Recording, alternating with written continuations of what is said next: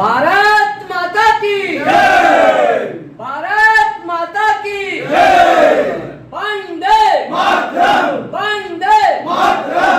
माननीय जीतनराम मांझी जिंदाबाद, जिंदाबाद, जिंदाबाद। माननीय जीतनराम मांझी जिंदाबाद, जिंदाबाद, जिंदाबाद। माननीय जीतनराम मांझी जिंदाबाद, जिंदाबाद, जिंदाबाद। आपकी मोहर कहाँ लगेगी, आपकी बार मोहर कहाँ लगेगी,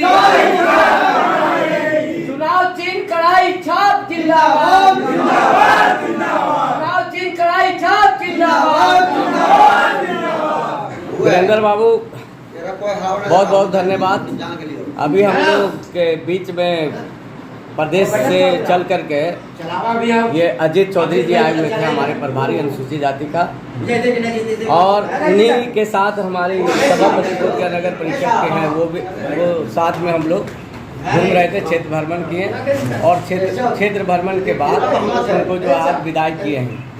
तो हम लोग चौधरी समाज में भी गए। चौधरी समाज में भी लोगों का भारतीय जनता पार्टी के पक्ष में वोट और माननीय प्रधानमंत्री जी का एक चेहरा के देखते हुए वोट करने जा रहे हैं। और हमारे प्रत्याशी जीतनराम मांझी जी हैं।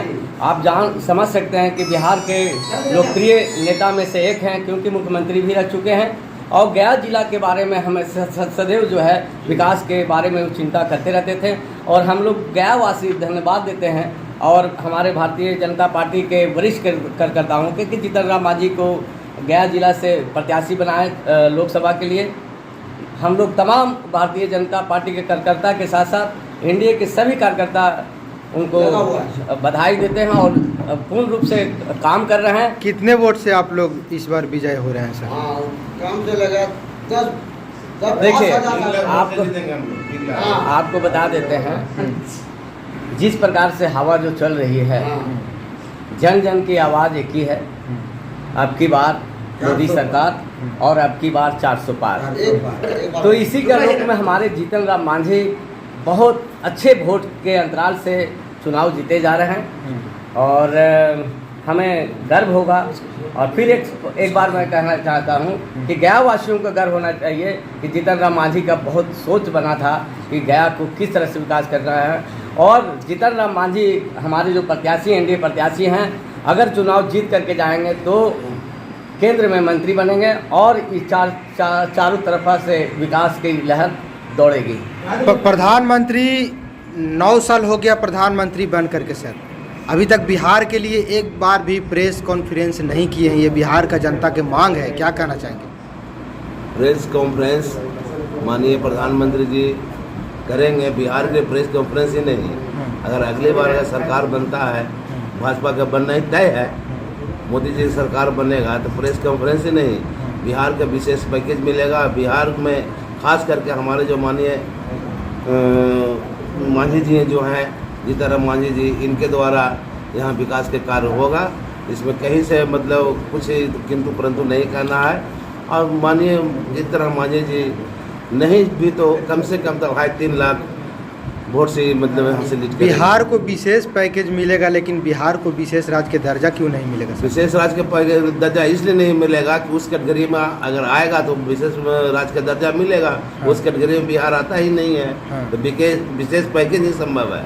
विशेष राज्य का दर्जा के जो लोग बात करते हैं कि हम विशेष, हमारी सरकार बनेगी तो हम विशेष राज्य का दर्जा दे देंगे, कहाँ से दर्जा दे देंगे? वो दर्जा देने के बाद तो बहुत तरह की बात बोलते हैं आरजेडी के लोग। आरजेडी लोग ये भी कहते हैं कि हम यहाँ ये करेंगे वो करेंगे, कुछ नहीं करेंगे। अगर करना ही होगा तो समुद्र का पनियान है, उसको भी मीठा बना देंगे आरजेडी के लोग। पहाड़ को उड़ा करके ले जाकर दूसरा स्थान पर रख देंगे।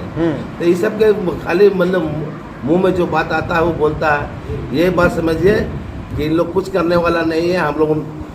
हम लोग 1919 में भी देखे थे इनका सरकार को कि क्या हर्ष हुआ था बिहार को, क्या मतलब विकास हुआ था, ये हम लोग देखे हैं। कितने वोट से जीत रहे हैं सर आप? देखे नहीं, हम वो नए पीढ़ी के लोग जनाना चाहते हैं। उस समय उस स्थिति को नहीं देखे थे कि बिहार में क्या मतलब कुचक्र किया चलता था, क्या कैसे लोग परेशान होते थे। वो चीज़ को भी जानना बहुत जरूरी है आज के नौजवान यंग लड़कों को। ये प्रधानमंत्री जी सारा बात जानते हैं कि बिहार किसके द्वारा आगे नहीं बढ़ सका, कौन सा दल था उसके द्वारा आगे नहीं बढ़ा। आपने देखा होगा जब जब नीतीश कुमार की सरकार एनडीए के साथ रहा तब तब विकास में बिहार में विकास हुआ है। इस बार में एकदम मतलब मन से लगे हुए हैं और विकास होगा बिहार का, इसलिए नीतीश कुमार साथ में है, इसलिए विकास संभव है कि विकास पूर्ण रूप से विकास होगा।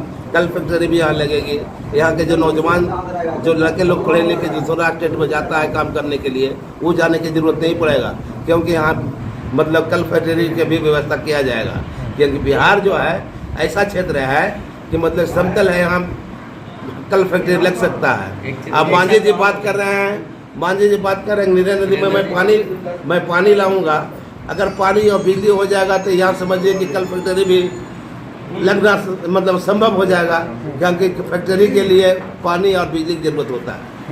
अगर पानी हो जाएगा, बिजली है तो कल फैक्ट्री लगेगा और हमारे जो बच्चे लोग जो पढ़े लिखे हैं वो बाहर न जा करके अपना राज्य में मतलब काम करेंगे और सुखी से रहेंगे।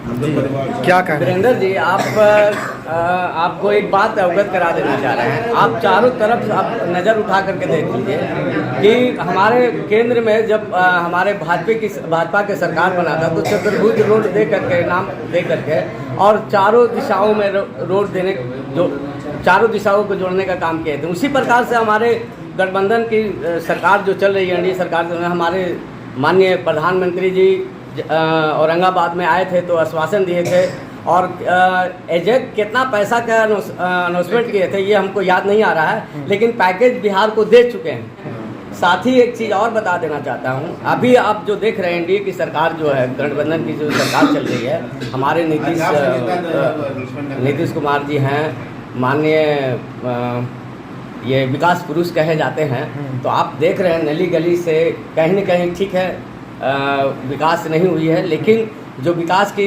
रास्ता पे जो चले हैं तो ये दोनों का साथ आ जाने से और विकास की रफ्तार को है अधिक तेज होगा और काम जो भी है चल रहा है।